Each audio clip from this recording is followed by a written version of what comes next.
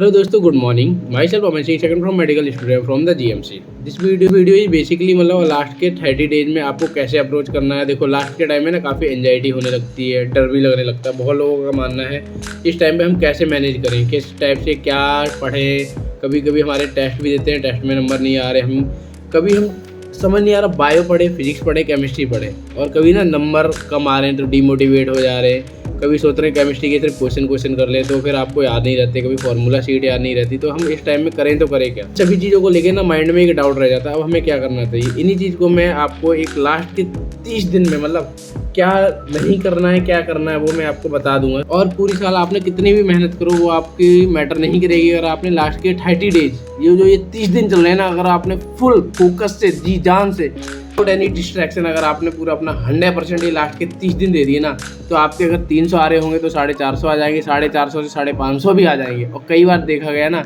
450 से ले लोग 600 तक गए हैं। लेकिन आपने अपने ये लास्ट के 30 दिन है ना फुल फोकस, और कम से कम बता रहा हूँ 12 से 13 घंटे आपको पढ़ना ही पढ़ना है अगर आपको सिलेक्शन लेना। लास्ट के 30 दिन में क्या करना है, देखो दिक्कत बहुत आएगी मुझे भी पता है, बट 13-14 घंटा पढ़ रहे होगे तो उतनी दिक्कत नहीं आएगी। इसके लिए ना आपको 4-4 घंटे में ना डिवाइड कर लो। 4 घंटे में बायो पढ़नी है, 4 घंटे में केमिस्ट्री पढ़नी है, 4 घंटे में फिजिक्स पढ़नी है। और पढ़ना क्या है ये भी बता देता हूँ कि देखो कुछ बच्चों का अभी सिलेबस कंप्लीट नहीं हुआ होगा, कुछ बच्चों का कंप्लीट हो गया होगा, कुछ बच्चों टेस्ट दे रहे होंगे, कुछ बच्चों का डाउट होगा, किसी को एंजाइटी हो रही होगी, किसी का सिलेबस भी कवर नहीं हो रहा। लास्ट ये आपके पास 30 डेज रिमेनिंग है नीट में 2023 में। अगर आपको इस साल गवर्नमेंट कॉलेज लेना ही लेना है तो अपनी जी जान लगा दो। प्लान क्या है, देखो 4-4 घंटे डिवाइड कर लीजिए। 4 घंटे आपको बायो पढ़नी है, 4 घंटे आपको केमिस्ट्री पढ़नी है, 4 घंटे आपको फिजिक्स पढ़नी है। और करना क्या है, देखो रिवीजन करना है सिर्फ आपको। अगर आपके नोट्स बने तो बैलेंस नोट्स बने तो उनको आप रिवाइज कीजिए, नहीं बने तो आपको एनसीईआरटी फॉलो कीजिए, ओनली एनसीईआरटी। जैसे मैं पहले भी बोल चुका हूँ एनसीईआरटी पेपर बेस्ड आएगा और कोई भी बेस्ड नहीं आएगा, तो एनसीईआरटी कीजिए। और रही वजह उसके पीवाईक्यू कर लीजिए, पिछले 10 या 15 साल के पीवाईक्यू कर लीजिए, और उसको जो गलत हुए उन्हें एनालाइज करके दोबारा जाके रेफरेंस लेके मतलब अपना एनसीईआरटी जो भी गलत हुए उसको दोबारा भी पढ़िए। और देखो सोने से पहले अपना टारगेट डिसाइड कर लीजिए हमें कल क्या पढ़ना है। टाइम टेबल जो हमारा 4-4 घंटे का जो हमने डिवाइड किया, 4 घंटे फिजिक्स केमिस्ट्री और बायो, इसका रफली डिवाइड कर लीजिए। मतलब हमने कल ये करना है, कल ये करना है, ये करना है। फिर हाँ, एक मोस्ट इम्पॉर्टेंट बात है, ये माइंड में रखने वाली बात है, don't compromise with your sleep. मतलब स्लीपिंग हैबिट, जो आप सो रहे हो रेगुलरली 7 से 8 या 9 घंटे, तो आप अपने सोते रहिए। ये नहीं है अब सोना कम कर दें, 4 से 5 घंटे कर दें तो नहीं, तो दिक्कत आ जाएगी। तो सोना तो अपने प्रॉपर है, ठीक है। जब आप मान लो आज रात को सोने जा रहे हो तो फिर कल का लेके चलो, कल हमें ये कवर करना। अब जैसे मैं आपको बता दे रहा हूँ, जैसे हमने 4 घंटे में डिवाइड किया 4-4। जब पहले हम बायो उठाएंगे, देखो सबसे हम पहले सुबह उठते हैं, अगर हम मान लो हम देखो पढ़ने की सबकी हैबिट अलग अलग है, कोई रात में पढ़ता है, कोई दिन में पढ़ता है, तो इसकी कोई कहना नहीं है मतलब ये टाइम टेबल फॉलो कर लो, ये टाइम वो अपने हिसाब से। बट मेरा मानना है वो बता देता हूँ। जब भी आप सो के उठ रहे हो ना तो मोस्टली आप बायो रिवाइज कीजिए, क्योंकि फ्रेशली माइंड होता है तो ज़्यादा कैप्चर होता है। जब ज़्यादा कैप्चर होता है तो ज़्यादा टाइम के लिए रिटर्न रहता है, तो अच्छे से रिकॉल हो पाएगा। देखो जब पहले 4 घंटे में बायो करेंगे ना तो हम कैसे करेंगे, देखो पहले 2 दिन में पहली यूनिट कर लो, दूसरे दिन में 2 यूनिट कर लो, तीसरे दिन में फिर यूनिट कर लो। पर मेरे हिसाब से देखो ऐसे डिवाइड कर लो, अगर आपने अच्छे से एनसीईआरटी कर रखी है ना तो पर डे आप 1 यूनिट खत्म करने की कोशिश कीजिए। पर डे आप 1 यूनिट, ध्यान से समझ आ रहा है ना, क्योंकि ये लास्ट टाइम है। यूनिट पढ़ो, और ये नहीं है एक लाइन ऑफ एनसीईआरटी पढ़नी है, आपको पता है कहाँ से क्वेश्चन फ्रेम होगा, ये चीज़ तो आपको पता ही है ना।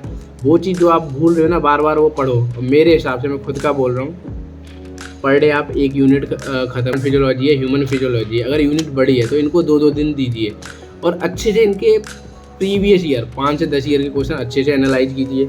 अगर ऐसे ही अगर आप यूनिट कर लोगे ना तो 15 से 20 दिन में ना आपका सिलेबस आपके हाथों में होगा बायो में। और बायो में 360 में से ना 350 आपके मुट्ठी में होंगे, मुट्ठी में।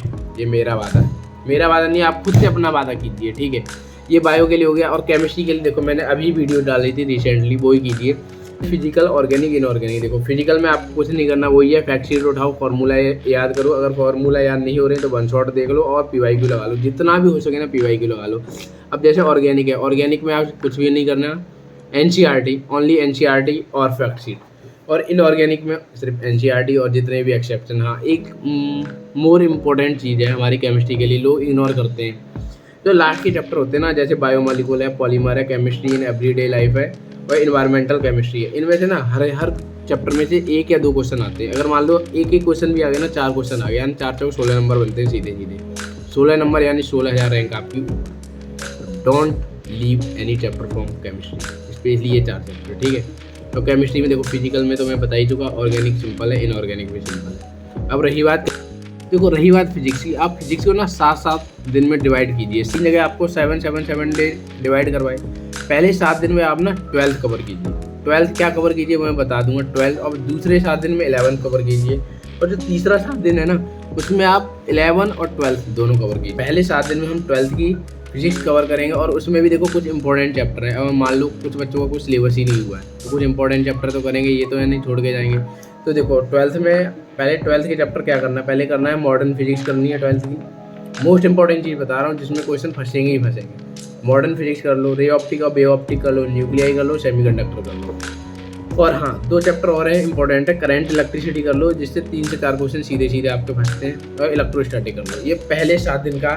दूसरे जब दोबारा 7 दिन का आप शेड्यूल बनाओगे, इसमें 11th करो। 11th में कौन कौन से मोस्ट इंपॉर्टेंट है, क्योंकि देखो ये वो वाला टाइम तो है नहीं आप एक एक लाइन पढ़ो या एक एक चैप्टर पढ़ो, नहीं होगा भाई। फिजिक्स नहीं होगा एकदम से, मैं खुद बोल रहा हूँ नहीं होगा। पर ये तो नहीं आप छोड़ के रख दोगे या फिर आप रिवाइज नहीं करोगे। तो जिसने कुछ नहीं पढ़ा ना, उसके लिए ये बहुत इंपॉर्टेंट चैप्टर रहेंगे। जैसे आप पहला वर्क पावर एनर्जी कर लो, ग्रेविटेशनल कर लो, रोटेशनल का जो लास्ट पोर्शन है ना, प्रीवियस ईयर क्वेश्चन करोगे पता लग जाएगा। रोटेशनल का लास्ट पोर्शन वो रोलिंग वाला है, वो कर लो। थर्मोडायनिक और केटीजी कर लो, ये भी अच्छा है। वेव और ऑस्किलेशन कर लो, इसमें से 2-3 क्वेश्चन बच जाते हैं। इन चैप्टरों को एक फैक्ट शीट बना के ना रट्टा मार दो, और कहीं नहीं गया आपके 100+ नंबर इन फिजिक्स।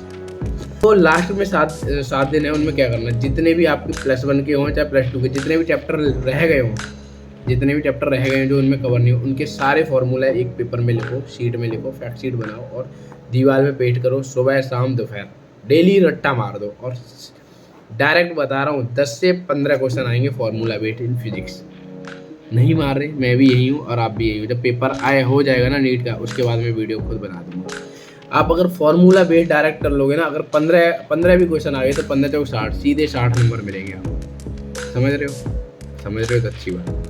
तो ये देखो, मैंने पहले बायो भी बता दिया आपको कैसे करनी है, फिर केमिस्ट्री भी बता दी, फिजिक्स भी बता दी। तो हाँ, और लास्ट में मैं इतना और बोलूँगा, देखो लास्ट में आप पहले स्लीप से तो कॉम्प्रोमाइज़ बिल्कुल मत कीजिए। जितना आप रेगुलर सोते हो उतना सोइए।